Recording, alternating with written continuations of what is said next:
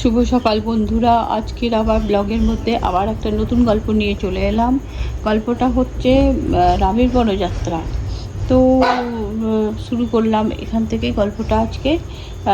তো কিঞ্চিৎ শোক সংবরণ করে দশরথ সুমন্ত্রকে বললেন, তুমি উত্তম অশ্বযোজিত রথে রামকে এই জনপদের বাইরে রেখে এসো। একজন সাধুস্বভাব বীরকে তার পিতামাতা নির্বাসনে পাঠাচ্ছেন। গুণবানদের গুণের এই পুরস্কার। তো দশরথের আদেশে সীতার জন্য 14 বৎসরের উপযুক্ত উৎকৃষ্ট বসনভূষণ রাজকোষ থেকে আনা হলো। সীতা বিচিত্র আভরণে ভূষিত হলেন। কৌশল্যা তাকে আলিঙ্গন ও মস্তক অজ্ঞান করে বললেন যে সকল নারী সদ্ব্যবহার পেয়েও দুর্দশাগ্রস্ত পতিকে অবমাননা করে, লোকে তাদের অসতী বলে। যারা সাধ্যবী তারা সৎপথে থেকে পতিকেই পরম পুণ্য সাধন মনে করেন। আমার বনবাসী পুত্র নির্ধন ইয়েতে বা সাধন যাই হোক, তুমি তাকে দেবতুল্য জ্ঞান করবে। সীতা কৃতাঞ্জলি পুটে উত্তর দিলেন, আর্যা, আপনার সকল আদেশ আমি পালন করব। বর্তার প্রতি আমার কি কর্তব্য তা আমি জানি। শুনেছি চন্দ্রের প্রভা যেমন চন্দ্র থেকে বিচ্ছিন্ন হতে পারে, চন্দ্রের প্রভা চন্দ্র থেকে বিচ্ছিন্ন হতে পারে না। হ্যাঁ, তো আমিও সেইরূপ ধর্ম থেকে মানে অবহেলিত হব না, আর কি স্থলিত হব না। তো পিতা ভ্রাতা ও পুত্র বা যা দেন তা পরিমিত, কিন্তু ভ্রাতার দান অপরিমিত, তাকে কে পুজো করবে না? তো সীতার কথা শুনে কৌশল্যার শোকে ও হর্ষে অশ্রুপাত করতে লাগলেন। রাম বললেন, আপনি দুঃখ সংবরণ করে আমার পিতাকে দেখবেন। 14 বর্ষ যেন নিদ্রাবশে কেটে যাবে, তখন আবার আমাদের দেখতে পাবেন। তারপর রাম তার 350 বিমাতার দিকে চেয়ে কৃতাঞ্জলি হয়ে বললেন, একত্র বাসকালে অজ্ঞানতার জন্য যদি কোনো পুরুষ আচরণ করে থাকি তবে আপনারা ক্ষমা করবেন। রামের কথা শুনে রাজপত্নীগণ শোকাকুল হয়ে কাঁদতে লাগলেন। রাম সীতা ও লক্ষ্মণ দশরথ ও কৌশল্যকে প্রণাম করলেন। লক্ষ্মণ সুমিত্রাকে প্রণাম করলেন। তিনি বললেন, তুমি সর্বদা অপ্রমত্ত হয়ে রামের সেবা করবে। হ্যাঁ, বিষাদগ্রস্ত বা সমৃদ্ধ যেমনই হোক, তিনি তোমার গতি। জ্যেষ্ঠের বশবর্তী হওয়াই সদ্ধর্ম। তো রামই দশরথ, জনক সীতা আমি, হ্যাঁ জনক রাজা সীতাই আমি, অরণ্যই অযোধ্যা, এইরূপ জ্ঞান করবে। বয়স সুখে যাত্রা করো, তাই বলছে। তো সুমন্ত রামকে বললেন, রাজপুত্র রথে আরোহণ করো, যেখানে বলবে শীঘ্রই সেখানে নিয়ে যাবে। আজ থেকেই তোমার বনবাসে 14 বর্ষ আরম্ভ। তো সীতা হৃষ্ট মনে সেই সর্বতুল্য প্রভান্বিত রথে উঠলেন। তার বসনভূষণ এবং বিবিধ অস্ত্র, ধর্ম, চর্মবৃত্ত, পেটক ও খনিত্র রথের মধ্যে রেখে রাম লক্ষ্মণ উপবিষ্ট হলেন। সুমন্ত্র বায়ুবেগে রথচালনা করলেন। রাম প্রস্থান করলে নগরবাসী সকলেই মোহপ্রাপ্ত হলো। হস্তিরা মত্ত ও কুপিত হয়ে উদ্ভ্রান্ত হলো। অশ্ব সকল চঞ্চল হয়ে মানে রব করতে লাগলো। গ্রীষ্মে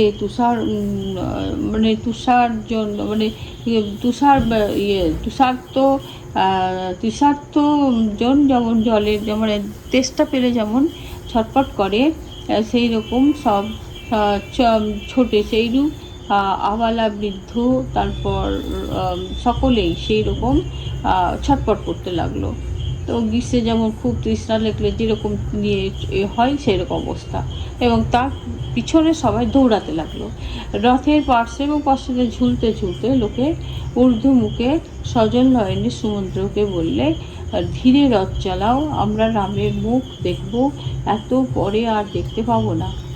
তো রাম জননীর হৃদয় নিশ্চয় লৌহ নির্মিত, নতুবা বিদীর্ণ হলো না কেন? ধন্য বৈদেহী, যিনি ছায়ার ন্যায় পতির অনুগমন করছেন। ধন্য লক্ষণ, তিনি দেবতুল্য ভ্রাতার পরিচর্যা করবেন। হ্যাঁ, তারপরে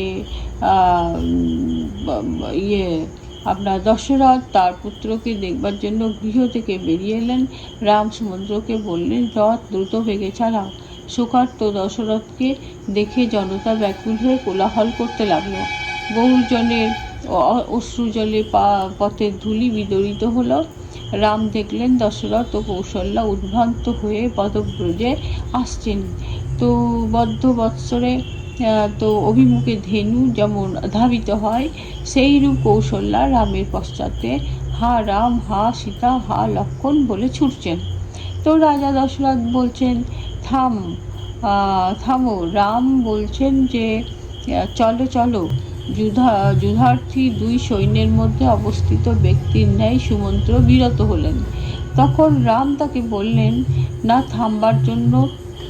রাজা যদি পরে তোমাকে তিরস্কার করেন, তা বলবে যে তার আজ্ঞা শুনতে পাওনি। বিলম্ব আমার পক্ষে অতি কষ্টকর হবে। অতএব বেগে রথ চালাও। রাজপুরীর যে সকল লোক রামের অনুগমন করছিল, তারা সুমন্ত্রের অনুরোধে নিরস্ত্র হলো এবং মনে মনে রামকে প্রদক্ষিণ করে ফিরে গেল। তো অমত্তারা দশরথকে বোঝালেন যে যার পুনরাগমনের জন্য অপেক্ষা করতে হয় তার সঙ্গে অধিক দূর যাওয়া অনুচিত। এই ছিল আজকের আমার রামের বনযাত্রার গল্প। তো পরের কাজগুলো কি আছে দেখি, তখন আপনাদের মধ্যে শেয়ার করব।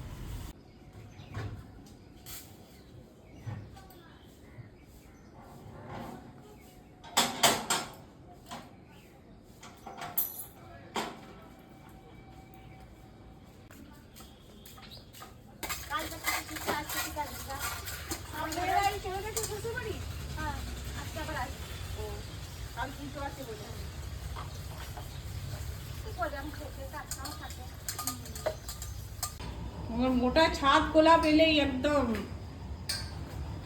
শুধু ডাল দেখা যাচ্ছে, এবার আম দেখা যায় না।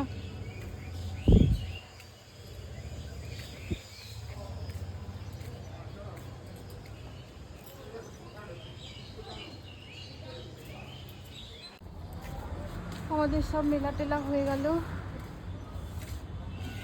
আমার মোটাকে রোদ লেগেছে।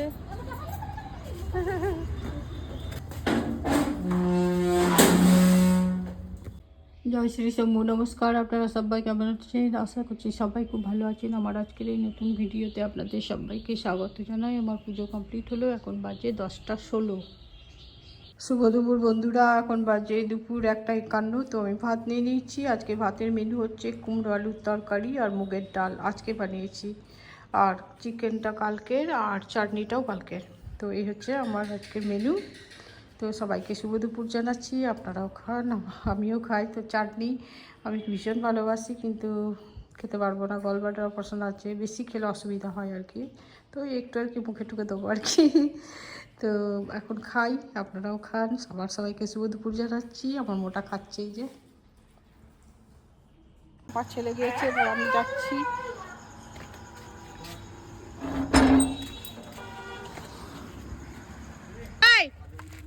ও আমি ওকে আলাদা দিতে মাটি করে দেখছিস কি করে দিছে ও কবি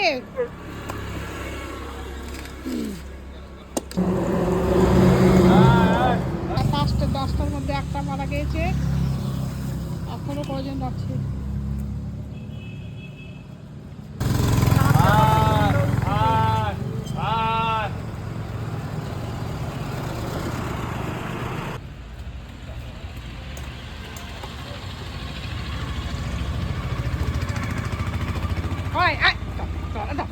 ওদিকে নিজেটা খাটানো, ওখানে কত দিয়েছে, আবার ওইদিকে যাই হাসি সমান।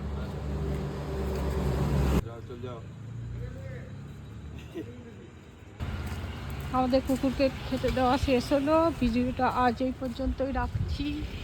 সবাই ভালো থাকুন, সুস্থ থাকুন, সাবধানে থাকুন। প্লিজ আমাকে লাইক শেয়ার সাবস্ক্রাইব করবেন, আর যারা করেছেন তাদেরকে অসংখ্য ধন্যবাদ জানাচ্ছি।